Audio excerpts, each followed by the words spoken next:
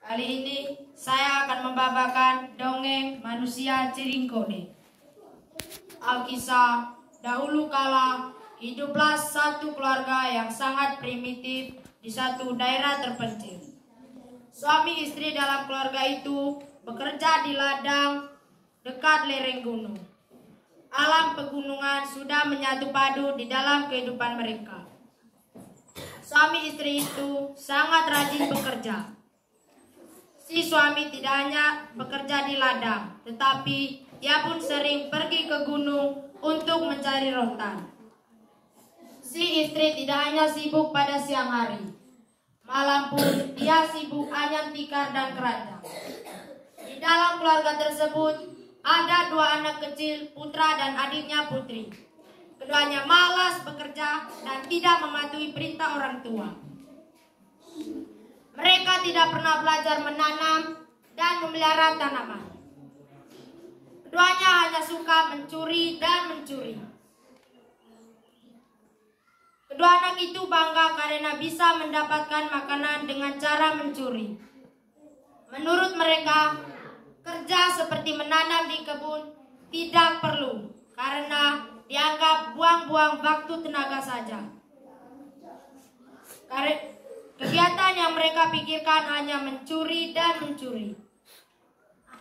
Karena bisa makan berbagai jenis makanan yang dicuri dari kebun orang lain. Mereka selalu menolak makanan dari orang tua. Menurut mereka, makanan dari orang tua sangat kotor dan tidak enak. Akibatnya, makanan dari orang tua selalu dibuang percuma. Oleh karena itu, orang tua memutuskan untuk tidak memberikan makanan kepada kedua anak durhaka itu. Pada zaman itu, para petani selalu kehilangan tanaman di kebun maupun makanan di rumah. Lama-kelamaan, mereka pun sadar bahwa ada pencuri yang mencuri tanaman dan makanan mereka.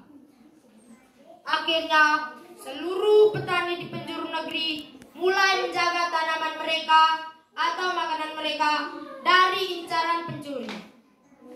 Dengan penjagaan tersebut, kedua anak tukang curi itu mulai kesulitan mendapatkan makanan. Dari hari ke hari, sampai suatu hari mereka sangat lapar. Saat itu mereka minta makanan kepada ibu. Ibu, berikanlah kami makanan. Tetapi ibu menjawab, di sini tidak ada makanan. Mintalah kepada ayah. Dan mereka pun pergi kepada ayah. Ayah, berikanlah kami makan. Tapi ayah tidak memberikan makanan kepada mereka. Sekali lagi mereka minta makanan kepada ibu. Tetapi ibu tidak memberikan makanan kepada mereka. Ibu menyuruh mereka minta makanan kepada ayah. Begitu seterusnya dari hari ke hari, sampai suatu hari mereka bingung. Dan akhirnya mereka pun putus asa. Tapi kedua orang tua mereka tetap tidak peduli. Kedua anak itu pun putus asa. Akhirnya masing-masing dari mereka mengambil kecep atau tutupan periuk dari tanah liat, kebor atau